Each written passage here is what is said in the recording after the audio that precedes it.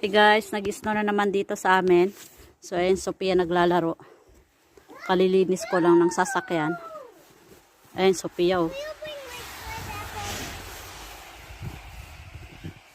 And could you hold the sweater? Alright. Here.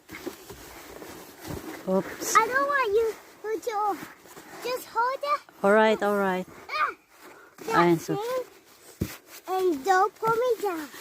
Ready? Yeah. Alright. Sunlighting. Oy, Angela, you need to go out. Go. Wow. Go again. Another one.